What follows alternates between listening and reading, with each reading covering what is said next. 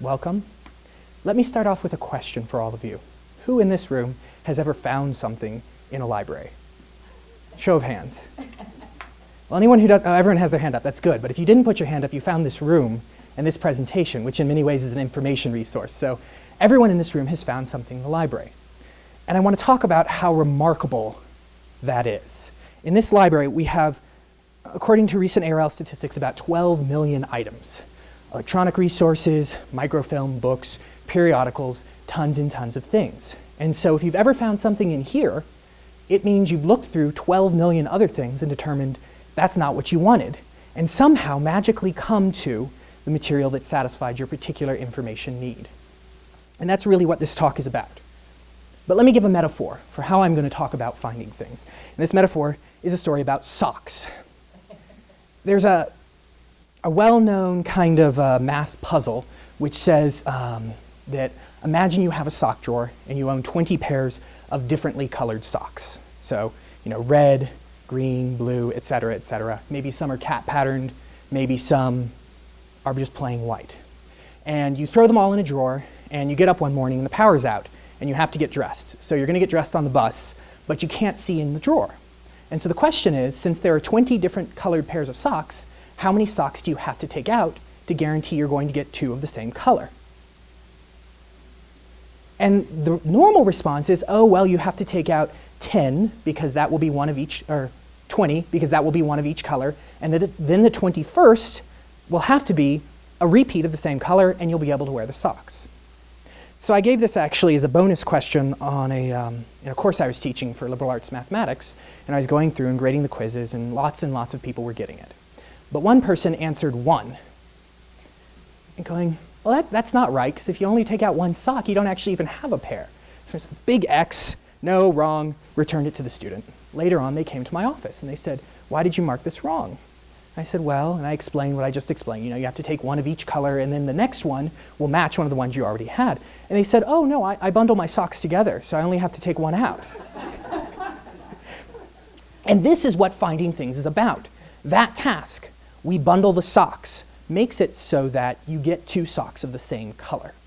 And that, in fact, is what I'm going to talk about today, finding things. Finding things like matching socks, and in particular, finding things in libraries. And so the approach I'm going to talk about has, well, first let me introduce myself.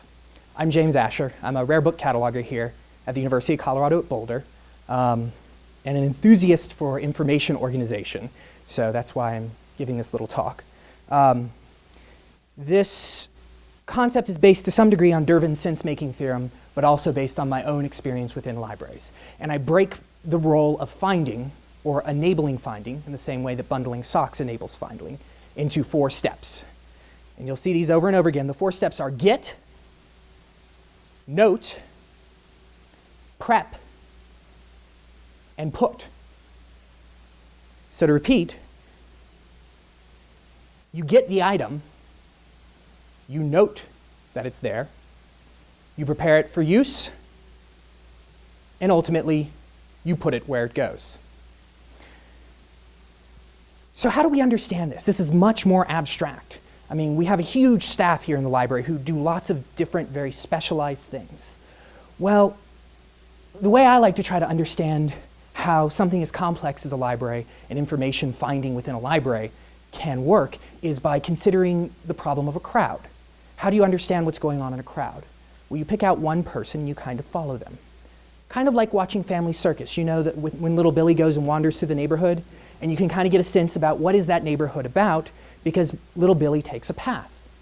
In the same sense, we're actually going to examine a sort of worst case monstrous finding problem, which will be as complicated as possible because I want to touch on, or at least pass by all the interesting things in the neighborhood. And so I'm going to walk you through these 4 steps: get, note, prep, input, with specific examples. So let's start with get. This is the very first thing that has to happen. For something to be findable within the library, we actually have to have it in some sense. And this normally begins with desire. Parallel to shopping for socks, to use the central metaphor again. You go, hey, I really need some socks. Somehow this information comes to your awareness, and you go and you look for socks. And and you look for the best deal. And you have to go and shop for them and get them home somehow, and you have to make sure they're matched. Library resources, this is driven by the same sort of need and desire. It may be a request from a faculty member. It may be an internal awareness with a bibliographer or someone who works in a subject area that this is in fact an information resource that is needed. But the beginning of the finding equation begins with this need for an item. To use Dervin's model, this is actually the awareness of the gap. There is an information gap currently in the system, which this is in fact not trivial. This is almost the most mystical of the 4 steps, because becoming aware of the lack of is a bit more abstract, I think, than some things. So once we're aware that something's lacking, one of our fantastic selectors and bibliographers will go through and determining whether this fits within our collection and identify where to get it and identify how to get it and what form to get it and all of that information. In this particular monstrous case, we have one selector who's found the material and decided, yes, in fact, this fits with our collection, let's get it. It passes on to acquisitions who will order the book. I know from experience they're extremely diligent in ordering books from obscure countries and languages we don't know. We can track down things from people we don't normally sell information resources or books or periodicals or serials. This in itself is an incredibly detailed and significant process. Once the book has been gotten, has been selected, it is somehow shipped here and arrives within the building. There's some variance in this, but we're examining kind of the most hands-on version. And the material is present. Now, if all 12 million items were in boxes like this, no one would ever be able to find anything. It would be like the sock problem. You want a book on, let's say, cats. How do you find it? You have to look through 12 million items and you stop when you find a book on cats. How do you know if you have one? Who knows? And so if we stopped here, we'd be not doing our job about enabling finding. So the next step is noting. This doesn't really have a parallel with normal people in their socks, unless you keep like a list of the socks you've purchased and where they came from and the style. Which you probably do if you had 12 million socks. I mean, I would. It would be very hard to actually manage such a large and substantial collection of socks. And you have them coming from different sources and you have to pay them off.